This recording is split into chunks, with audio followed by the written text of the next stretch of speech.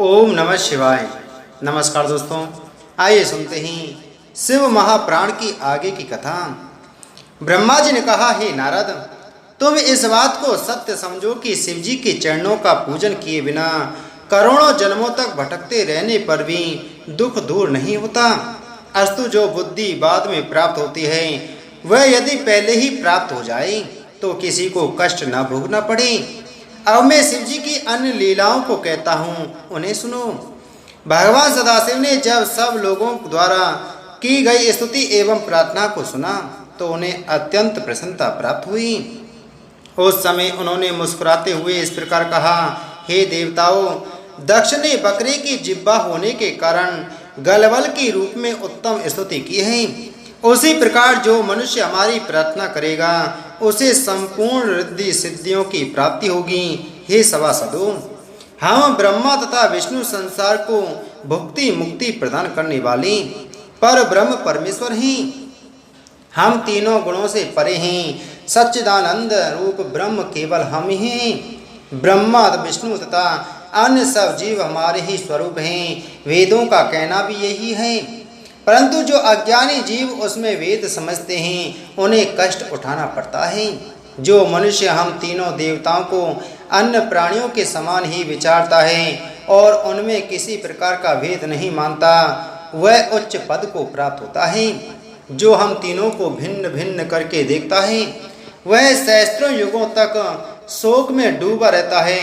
इससे सब लोगों को उचित है कि वे श्रेष्ठ बुद्धि का आश्रय ग्रहण कर सब देवताओं तथा मुनियों की सेवा किया करें। ब्रह्मा के पूजन के बिना विष्णु का पूजन व्यर्थ है और विष्णु की सेवा किए बिना मैं कभी प्रसन्न नहीं होता। इस बात को भली भांति जान लेना चाहिए। इस प्रकार शिव जी ने सबको संबोधित करने के उपरांत भृगु ऋषि की ओर देखते हुए कहा, हे भृगु, तुम जो चाहते हो वही होगा। संसार में जो व्यक्ति विष्णु अथवा हम में भेद मानेगा अथवा विष्णु का भक्त होकर हमारी निंदा करेगा अथवा हमारा सेवक बनकर विष्णु की बुराई करेगा वह अवश्य ही नरक को प्राप्त होगा। हम दोनों में वेद रखने वाला मनुष्य तत्व ज्ञान से हीन कहा जाता है। इस प्रकार के वचन कहकर जब शिव जी ने शापोद्धार का वरदान दिया तो सब लोग अत्यंत प्रसन्न हो गए। दक्ष भी अपने परिवार सहित प्रसन्न हो आनंद में डूब गया। उस समय सब ओर से जय हर हर की ध्वनि सुनाई देने लगी और सब लोग भगवान सदाशिव की स्तुति प्रशंसा करने लगे। इतनी कथा सुनाकर ब्रह्मा जी ने कहा, हे नारद, जो व्यक्ति शिव जी की जिस भावना से स्तुति करता है उसकी अभिलाषा को भगवान सदाशिव अवश्य पूरा करते हैं। यह बात सब लोगों में प्रसिद्ध है कि भगवान शिव की प्रशंसा से संपूर्ण सुखों की प्राप्ति होती है। वेद और प्राणों का यह कथन है कि शिव जी के विरोधी को कभी भी मुक्ति प्राप्त नहीं होती। अस्तु इस घटना के पश्चात शिव जी ने दक्ष प्रजापति को संबोधित करते हुए कहा, हे दक्ष, अब तुम यज्ञ फिर से प्रारंभ करो। हमारी प्रसन्नता द्वारा वह पूर्णता को प्राप्त होगा। शिव जी के मुख से यह वचन सुनकर सब लोग आनंद मग्न हो गए। तदुपरांत एक नवीन विशाल मंडप का निर्माण किया गया। भगवान शिव शंकर की आज्ञा अनुसार ऋषि मुनियों ने पुनः यज्ञ आरंभ कराया। दक्ष ने भी सब देवताओं सहित श्री शिव जी को यज्ञ का भाग दिया और उन्हें सबसे श्रेष्ठ तथा सबसे बड़ा स्वीकार किया। ब्राह्मणों को यथा योग्य दान देने के उपरांत दक्ष प्रजापति ने यज्ञ समाप्त हो जाने पर अपनी पत्नियों सहित नदी में स्नान किया। इस प्रकार भगवान सदाशिव ने दक्ष के यज्ञ को पूर्ण कराकर सबको आनंद प्रदान किया। तब सब अपने अपने घर को चले गए। मैं तथा विष्णु जी भी अपने अपने लोक में लौट आए, परंतु भगवान शिव शंकर को दक्ष प्रजापति ने यह कहकर वहीं रोक लिया कि हे प्रभु, आप कुछ समय तक यहीं निवास कर हमें अपनी सेवा करने का सौभाग्य प्रदान करें। शिव जी ने भी दक्ष को अपना भक्त जानकर उसकी यह प्रार्थना स्वीकार कर ली। अस्तु कुछ दिनों तक वहीं निवास करने के पश्चात शिव जी अपने गणों सहित कैलाश पर्वत पर लौट गए। हे नारद, यद्यपि शिव जी प्रसन्न होकर लौटे, परंतु सती के वियोग का दुख उनके हृदय से नहीं गया। वे अपने कथाओं का वर्णन करते हुए संसारी जीवों के समान चरित्र दिखाते हुए समय व्यतीत करने लगे। हे पुत्र, भगवान शिव अनादि और अनंत हैं। उन्हें किसी प्रकार भी दुख कैसे हो सकता है, परंतु यह सब उनकी माया का ही प्रभाव है। उस माया के वेद को हम लोग नहीं जान पाते और सहस्त्रों युक्तियों द्वारा शिव जी की महिमा को ही समझ पाते हैं। वे पर ब्रह्म परमेश्वर हैं और माया उनकी दासी हैं। वेद का कहना है कि भगवान शिव की महिमा का वर्णन किया ही नहीं जा सकता और सरस्वती सब कुछ वर्णन करने के उपरांत भी यह कहती है कि मैं भगवान शिव शंकर की महिमा का वर्णन करने में सर्वथा असमर्थ हूँ। विष्णु जी प्रतिदिन भगवान शिव की सेवा करते रहते हैं और अपने हृदय में उनका भय माना करते हैं। उनके समान तीनों का रक्षक और कौन है। वे अपने भक्तों के मनोरथ को सब प्रकार से पूर्ण करते हैं। वे अपने भक्तों के निमित्त अनेक प्रकार के दुख भी उठाते हैं, परंतु स्वयं किसी को दुख नहीं पहुंचाते। उनकी सहायता से ही मैं सृष्टि को उत्पन्न करता हूँ तथा उनकी आज्ञा पाकर ही विष्णु जी सृष्टि का पालन करते हैं। उन निर्गुण रूप परम प्रभु शिव जी को मेरा कोटिस प्रणाम है। ब्रह्मा जी बोले, हे नारद, मैंने दक्ष के यज्ञ विध्वंस का संपूर्ण वृतांत तथा अहंकार को नष्ट करने वाले शिव चरित्रों का तत्व ज्ञान तुम्हें सुना दिया। अब तुम जो चाहो वह और पूछ लो। यह सुनकर देवर्षि नारद जी ने अपने दोनों हाथ जोड़कर ब्रह्मा जी की स्तुति एवं प्रशंसा करते हुए नम्रतापूर्वक कहा, हे पिता, अब आप यह बताइए कि जब शिव जी कैलाश पर्वत पर लौट गए उसके पश्चात क्या हुआ। ब्रह्मा जी बोले, हे नारद, जिस स्थान पर सती ने अपना शरीर त्याग किया था उस स्थान पर एक परम प्रकाशवान ज्योतिर्पुंज का उदय हुआ। वह ज्योतिपुंज पश्चिम दिशा की ओर एक देश में गिर गया। तब उस ज्योतिपुंज का नाम ज्वाला भवानी हुआ। उसकी सेवा करने से संपूर्ण मनोरथों की प्राप्ति होती है। उसको ज्वाला देवी भी कहा जाता है। कल्पवेद के अनुसार सती के अन्य अंग भी प्रकट हुए हैं। वे जहाँ जहाँ गिरे उन स्थानों की महिमा अलग अलग है। सूत जी बोले, हे ऋषियों, यह वृत्तांत सुनकर नारद जी ने ब्रह्मा जी से पूछा, हे पिता, आप कल्पवेद से सती के संपूर्ण चरित्रों का वर्णन करें और यह बताएं कि उनके द्वारा किन किन देवियों की उत्पत्ति हुई है।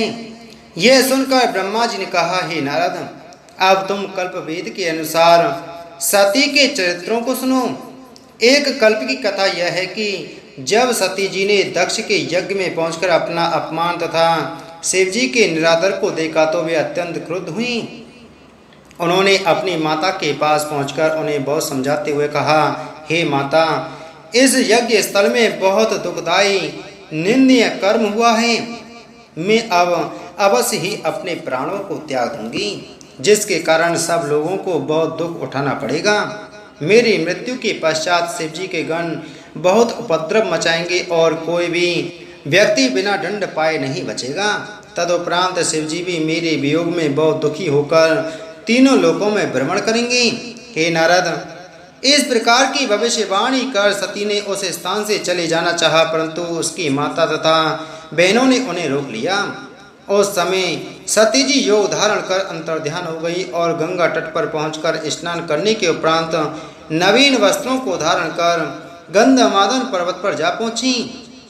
वहां उन्होंने सर्वप्रथम शिव जी की पूजा की। तदुपरांत श्वास को ब्रह्मांड पर चढ़ाकर शरीर को त्याग पर ब्रह्म की ज्योति में लीन हो गईं। उस समय तीनों लोकों में भारी हाहाकार मच गया और एक ऐसा शब्द उत्पन्न हुआ जिसके कारण दैत्यों के घर नष्ट हो गए और देवता अत्यंत दुखी हुए। सती जी के साथ जो गण यज्ञ मंडप में गए थे वे भी अत्यंत दुखी हुए। उनमें से कुछ तो आत्मघात करके मर गए और कुछ विभिन्न प्रकार के उपद्रव करने लगे। यह देखकर भृगु ऋषि ने अपनी मंत्र शक्ति द्वारा यज्ञ की रक्षा की। उस यज्ञ में शिव गणों ने भगवान सदाशिव के समीप पहुंचकर सब वृतांत कह सुनाया और उनसे अपनी रक्षा की प्रार्थना की। उस समाचार को सुनकर शिव जी ने अत्यंत क्रोधित हो अपनी जटा को उखाड़ा और उसके द्वारा अनेक गणों को उत्पन्न किया। गणों की उस असंख्य सेना ने दक्ष के यज्ञ के मंडप पर धावा बोल दिया और यज्ञ को नष्ट भ्रष्ट कर डाला। सभी सभासदों को पूरा दंड देने के उपरांत जब वे शिवजी के पास पहुंचे, उस समय शिवजी का क्रोध तो अवश्य कुछ कम हो गया, परंतु सती का वियोग सहन करने में वे असमर्थ ही रही।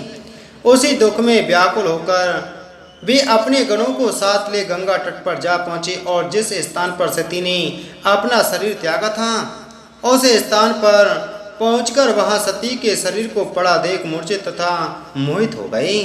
कुछ देर पश्चात जब वे सचेत हुए तो वहीं सती का शरीर ऐसा दिखाई दिया मानो कोई श्रेष्ठ कमल खिला हुआ हो। उस स्वरूप को देखकर शिवजी फिर मूर्छित हो गए। इसी का आश्रय लेकर उन्होंने यह भी प्रदर्शित कर दिया कि मोह सब दुखों का मूल है। इतनी कथा सुनाकर ब्रह्मा जी ने कहा, हे नारद, तुम इस संबंध में कोई संदेह मत करना। शिव जी की लीला अत्यंत विचित्र है। अस्तु कुछ देर पश्चात जब शिव जी को चेतना प्राप्त हुई तब वे अपने को निपट अभागा अनुमान कर अघोर और निर्बल हो गई तथा किसी भी प्रकार संतोष धारण न करके जोर जोर से रोने चिल्लाने लगी। हे प्राण प्रिय, तुम्हारे तिरछे नेत्रों को देखे बिना मुझे बेचैनी हो रही है। भला तुम इतनी निष्ठुर कैसे हो गई कि मुझसे बोलती तक नहीं हो। इस प्रकार कहते हुए शिवजी ने सती जी के मृत शरीर को अपने हाथ में उठाकर हृदय से लगा लिया। तदुपरांत उसे बार बार कंठ से लगाकर चूमने लगी। इस प्रकार अपने प्रेम को प्रदर्शित करते हुए वे फिर मूर्छित हो गए। कुछ देर बाद जब उन्हें चेतना प्राप्त हुई तो वे सती के मृत शरीर को अपने कंधे पर लादकर घोर दुख उठाते हुए चारों ओर भ्रमण करने लगी। उन्होंने संपूर्ण देश, पर्वत, द्वीप, समुद्र, वन, लोकालोक, सप्त श्रृंग पर्वत आदि संपूर्ण पृथ्वी का भ्रमण किया। तदुपरांत वे भरत खंड में आकर देव नदी के तट पर खड़े हो गए। उस स्थान पर एक बरगद का बहुत बड़ा तथा श्रेष्ठ वृक्ष था। वहीं दौड़ दौड़ कर शिवजी ने रुदन करना आरंभ कर दिया। साथ ही सती, प्रिय आदि अनेक नाम ले लेकर वे सती को पुकारने लगे। उस समय उनके नेत्रों से आंसुओं की धारा बह चली। हे नारद, जिस स्थान पर भगवान सदाशिव के आंसू गिरे वह स्थान नेत्र सरोवर नामक तीर्थ के रूप में प्रसिद्ध हुआ। उस तीर्थ में स्नान करने से मनुष्य को अपने संपूर्ण मनोरथों की प्राप्ति होती है। वह स्थान तपस्वियों के लिए श्रेष्ठ तपोभूमि है। उस तीर्थ पर स्नान करने के कारण संपूर्ण पाप नष्ट हो जाते हैं। उस सरोवर की लंबाई का प्रमाण 2 योजन है। अस्तु वहाँ कुछ समय ठहरने के पश्चात शिवजी फिर आगे चलती हैं। मार्ग में चलते हुए जिन जिन स्थानों पर सती के मृत शरीर का कोई अंग पृथक होकर गिर पड़ा वे स्थान सिद्धपीठ के नाम से प्रसिद्ध हुए। उन सिद्धपीठ स्थानों की पूजा करने से संपूर्ण मनोरथों की प्राप्ति होती है।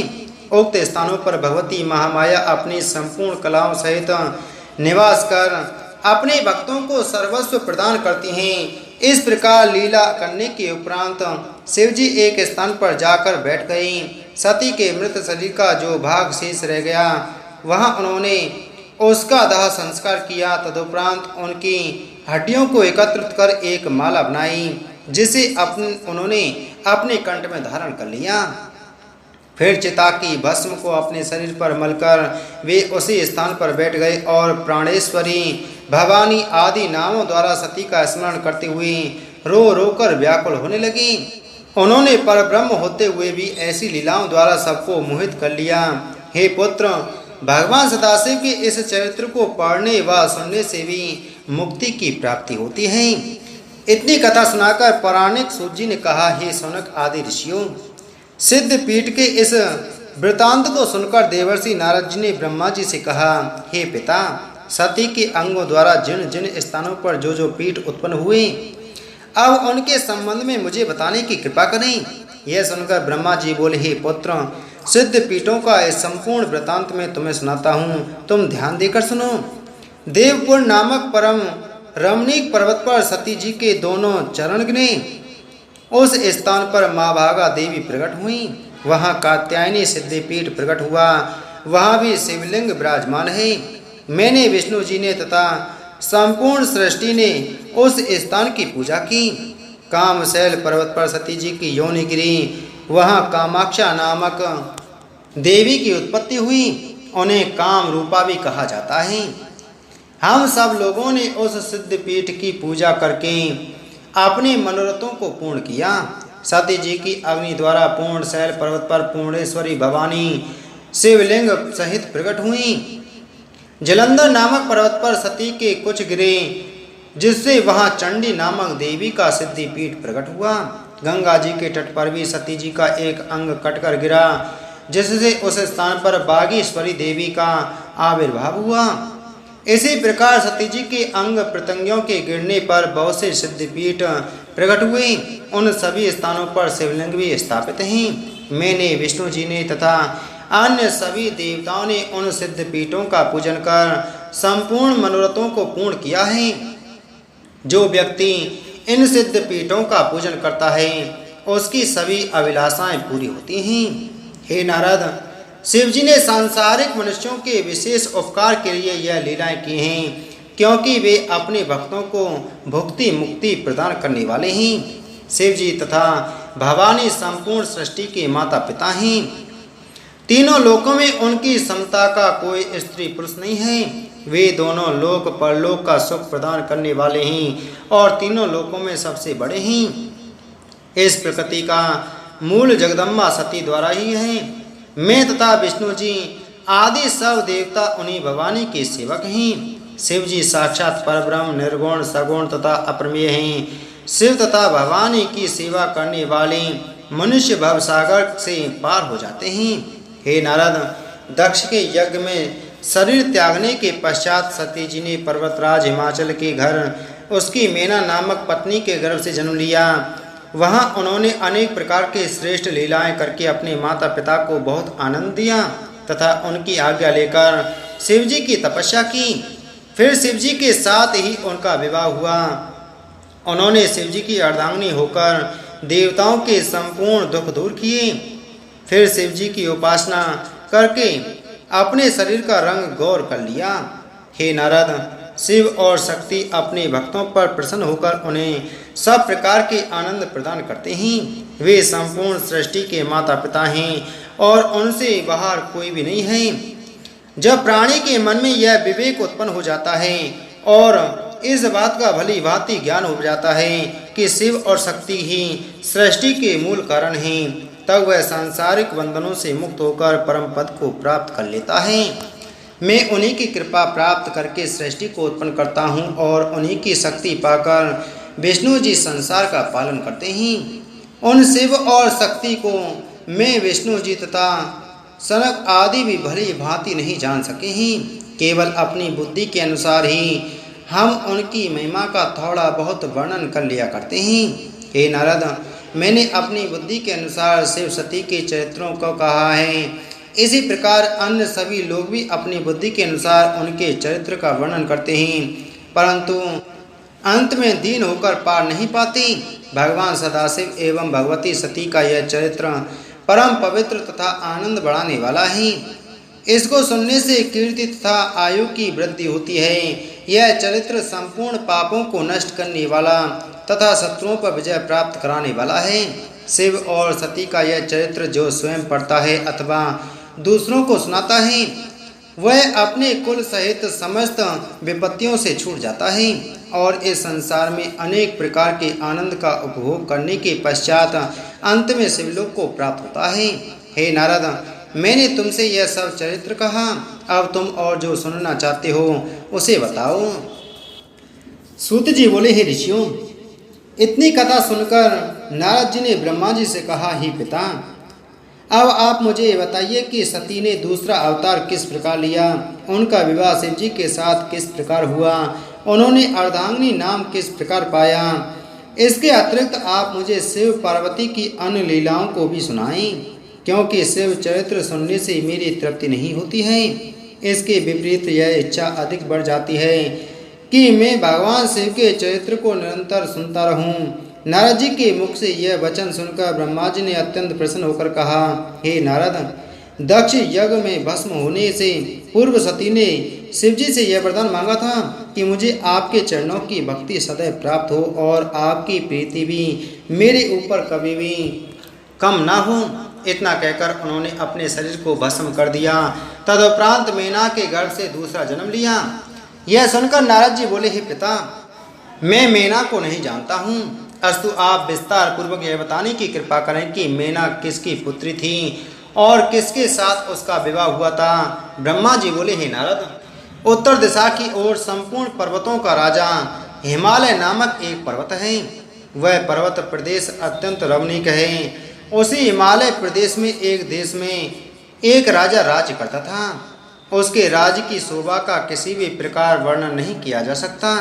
वहाँ बिना तेल के ही दीपक जलते हैं और वहाँ के निवासी अपने घरों में देवदारू की लकड़ी जलाकर प्रकाश करते हैं।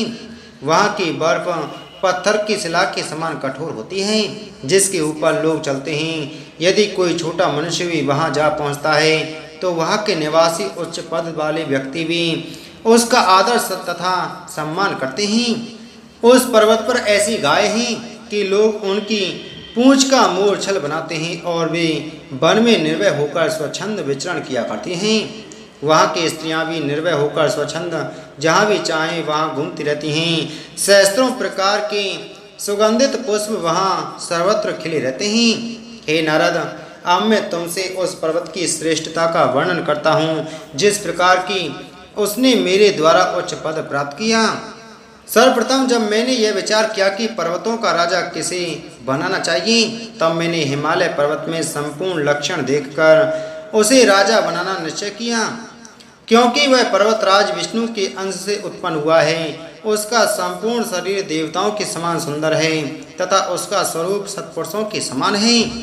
वह विशाल शरीरधारी, पुष्ट, परम तेजस्वी, निष्पाप तथा परम बुद्धिमान है और वह अपने समान आप ही हैं। वह ना तो औरों को दिखाई देता है और ना कोई उसके पास पहुँच ही सकता है। पर्वतों का स्वामी होने के पश्चात वह नीति पूर्वक राज्य करता हुआ प्रजा का पालन करने लगा। उसकी प्रजा भी शुद्ध आचरण वाली तथा व्रत नियमों को धारण कर धर्म मार्ग पर सदैव दृढ़ रहती थी। जिस प्रकार सूर्य पृथ्वी से रस लेता है तथा वर्षा द्वारा पुनः उसी को दे देता है, उसी प्रकार वह राजा भी अपनी प्रजा से जो कर लेता था उस सबको उसी की भलाई में व्यय कर देता था। हे नारद, हिमाचल संपूर्ण राज्य लक्षणों को धारण किए हुए था। वह परम शास्त्रज्ञ, बुद्धिमान तथा दूरदर्शी था।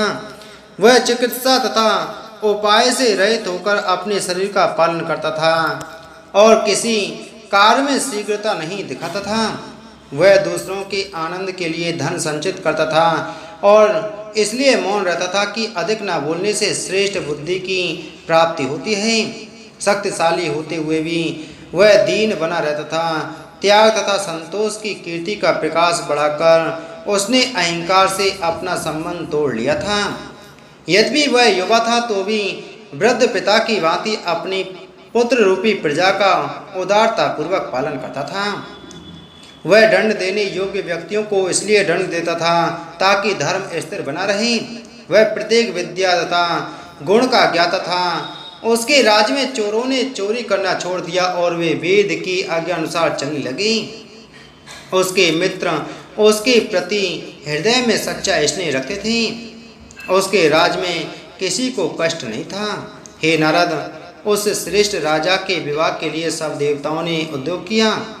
उन्होंने अपने मनोरथ की पूर्ति के हेतु पितरों से कहा कि आप अपनी बड़ी पुत्री, जिसका नाम मीना है, का विवाह हिमाचल के साथ कर दीजिए। ऐसा करने से देवताओं के अनेक कार्य सिद्ध होंगे तथा सब लोगों के दुख दूर हो जाएंगे। अपनी पुत्रियों के शाप का स्मरण कर पितरों ने देवताओं की यह बात स्वीकार कर ली तथा एक शुभ लग्न में मीना का विवाह हिमाचल के साथ कर दिया। विवाह में आनंद मंगल की जो जो रीतियाँ होती हैं वे सब यथाविधि संपन्न हुई। उस विवाह को देखकर मुझे विष्णु जी को तथा देवताओं को यह समझकर विशेष प्रसन्नता हो रही थी कि इसके घर में जो पुत्री उत्पन्न होगी वह भगवान सदाशिव को ब्याही जाएगी। अस्तु, विवाह हो जाने के उपरांत हिमाचल मीना को साथ ले अपने घर को लौट गए। सूत जी बोले, हे सौनक आदि ऋषियों, इतनी कथा सुनने के पश्चात नारद जी ने ब्रह्मा जी से इस प्रकार कहा, हे पिता, यह वृत्तांत सुनकर मेरे मन में एक संदेह उत्पन्न हुआ है, अतः आप उसका निराकरण कर दें। आप मुझे यह बताने की कृपा करें कि मेना की कितनी बहनें और थीं, क्योंकि आप अभी यह बात बता चुके हैं कि मेना अपनी बहनों में सबसे बड़ी थी। आप यह भी बताइए कि उन बहनों को किसने श्राप दिया था। यह सुनकर ब्रह्मा जी बोले, हे नारद, मेरे पुत्र दक्ष प्रजापति ने सर्वप्रथम बहुत से पुत्र उत्पन्न किए, परंतु उनके द्वारा दक्ष को आनंद लाभ न हुआ, क्योंकि वे मुक्ति पाकर परम पद को जा पहुँचे। तब यह देखकर दक्ष प्रजापति ने 7 कन्याएं उत्पन्न की और उनका विवाह चंद्रमा आदि के साथ कर दिया। यह वृतांत पहले ही सुना चुका हूँ। दक्ष की उन पुत्रियों में से एक लड़की का नाम स्वदा था। उसका विवाह पितरों के साथ हुआ। स्वदा के गर्भ से 3 कन्याओं ने जन्म लिया। उनमें सबसे बड़ी का नाम मेना, मंझली का नाम धन्या तथा छोटी का नाम कलावती था। हे नारद, प्रातःकाल के समय जो मनुष्य इनका नाम लेता है उसके संपूर्ण मनोरथ पूरे होते हैं। इनके शुद्ध चरित्र को सुनने से आनंद की प्राप्ति होती है, क्योंकि तीनों लोकों में सम्मान प्राप्त करने वाली ये इसी योग्य हैं। एक दिन की बात है कि ये तीनों कन्याएं श्वेत द्वीप में जाकर क्षीर समुद्र के निकट भगवान विष्णु के समीप जा पहुंची और वहां विष्णु जी के दर्शन करने के उपरांत उनकी स्तुति करके उनकी आज्ञा से वहीं एक स्थान पर बैठ गईं। कुछ देर पश्चात मेरे पुत्र सनक आदि भी वहां जा पहुँचे। उन्होंने दूर से ही भगवान विष्णु को प्रणाम किया। सनक आदि को आते देखकर वहां उपस्थित सभी लोग उठकर खड़े हो गए तथा सम्मान पूर्वक उन्हें प्रणाम करने लगे। परंतु हे नारद, वे तीनों कन्याएं अपने स्थान पर ज्यों की त्यों बैठी रहीं। उन्होंने ना तो सनक आदि को प्रणाम किया और ना उनका सम्मान ही किया। हे नारद, दूसरों को दोष भले ही दे दिया जाए, परंतु सत्य बात तो यह है कि शिव जी की जो इच्छा होती है वही होता है। भगवान सदाशिव की आज्ञा को ही भाग्य अथवा कर्म कहते हैं। अस्तु, उन तीनों कन्याओं की ठठाई को देखकर सनत कुमार को बहुत क्रोध आ गया। यद्यपि वे लोग बुद्धिमान, अहंकार रहित तथा परमहंस हैं, परंतु उस समय शिव जी की माया में पड़कर वे अपने ज्ञान को भुला बैठे। भला तीनों लोकों में ऐसा कौन है जो शिव जी की माया तथा इच्छा पर विजय प्राप्त कर सके।